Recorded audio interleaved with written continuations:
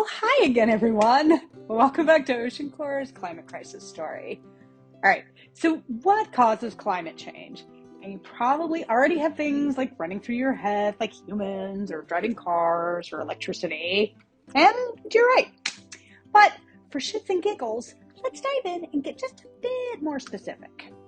First, our burning of fossil fuels like coal, oil, and gas for everything from electricity to transportation to powering industry and manufacturing or making things, particularly plastic.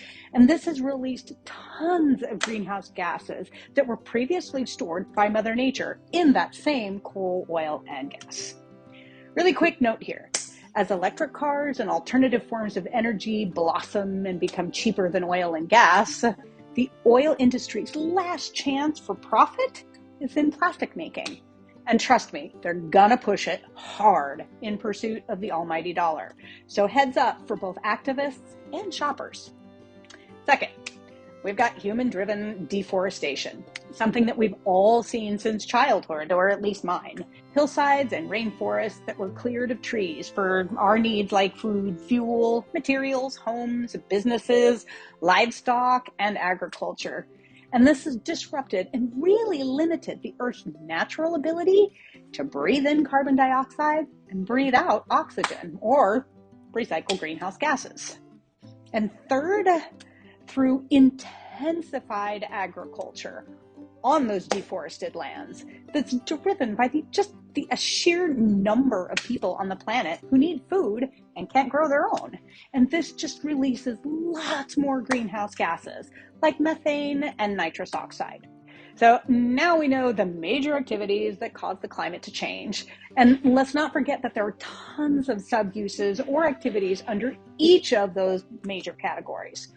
But what exactly is happening when we do all of these things? I mean, what's happening to the planet? In a nutshell, we're releasing tons of greenhouse gases that were previously stored in the earth by Mother Nature for eons. And we've removed or hogtied the majority of the planet's natural recycling facilities or abilities. All right, well, that makes sense logically. But let's look at this visually.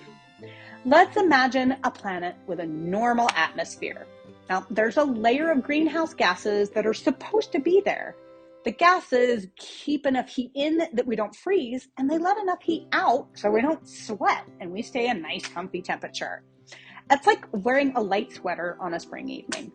Now, every time we turn on a light, drive a car, go shopping, or do anything involved with any of these three climate causes, we release or really add gases to the layer already there. It's like adding a degree of thickness to your spring sweater every time we burn fossil fuels. The heat from the sun still comes in, but the thicker sweater allows less heat to escape. So now we're moving past warm and we're heading towards hot and sweaty. And the planet isn't able to take a sweater off or exchange it for a thinner one. And everything feels it. I mean, the only thing that the planet can do now is show us she's not feeling good. So in my mind, fires, heat waves, drought, and sea level rise tell us she's got a fever.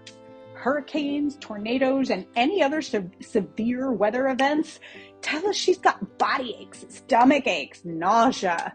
And species extinction and disease are just the result of being sick for so long that other parts begin to fail and get sick too. And the planet is hoping against hope that we get the "I'm sick" message and make some changes. Well, I'd like to think we're finally getting the message, but how do we fix it? And is there really a solution? Thankfully, yes, there is a solution, or rather a whole lot of solution that will lead us eventually to regaining a natural balance in our atmosphere, since there's no silver bullet here or really anywhere. But we do at least have an idea of what the solution pie will need to look like in order to be successful in protecting our ocean planet, by default, us. Now, we'll learn more about the details of these solutions in our coming videos, but I wanted to leave you with at least just a little bit of a hopeful thought and some motivation. All is not lost, everyone. All right, y'all, that's all for today. Thanks for diving in. Hit that subscribe button before you leave.